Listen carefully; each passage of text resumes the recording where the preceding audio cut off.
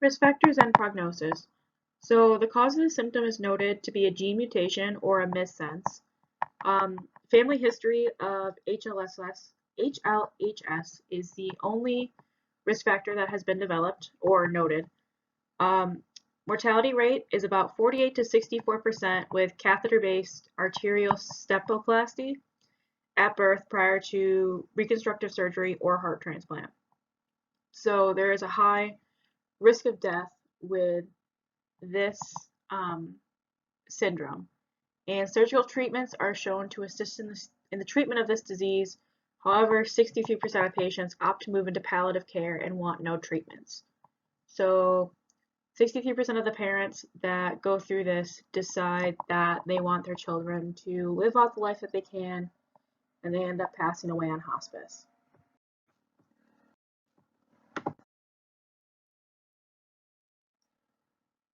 So some diagnostics. An ultrasound is done at 18 to 20 weeks gestation. Um, the assessment is done by the pediatric cardiologist. And there is a chest x-ray done, an ECG, and an echocardiogram.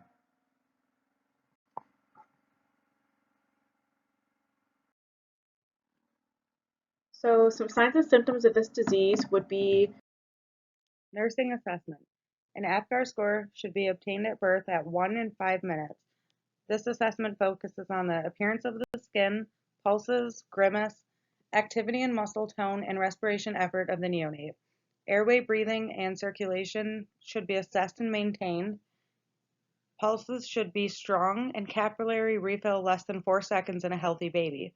With HLHS, pulses may be diminished, capillary refill is greater than 5 seconds, and APGAR scores will be lower to reflect the respiratory and cardiac struggles. A newborn pulse ox screening should also be completed within the first 24 hours. Once surgery occurs, applicable post-op assessments will be needed. Nursing interventions.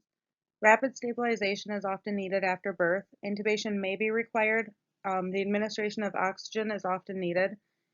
IV medications are needed to keep the ductus arteriosus open. You want to provide the comfort measures for the patient and the caretakers. Monitor intake and output. Educate parents on plan of care, including surgeries that are going to be needed as well as post-op care. Medical treatment. HLHS treatment takes place over a long period of time and requires a minimum of 3 surgeries. Newborns are sent to the NICU at birth and may require the use of oxygen or even be on a ventilator. Surgery is completed in 3 stages.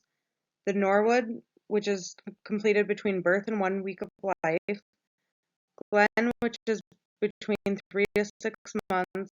And Fontan, which is between 2 to 4 years. A heart transplant is the preferred treatment, but oftentimes there is not a heart available.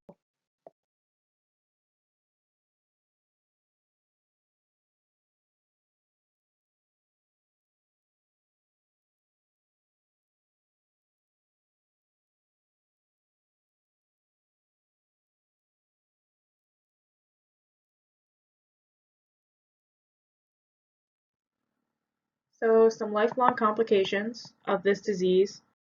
Conclusion. HLHS is a rare congenital heart defect affecting the left side of the heart. Survivability is not likely without a heart transplant or the 3 stages of surgery.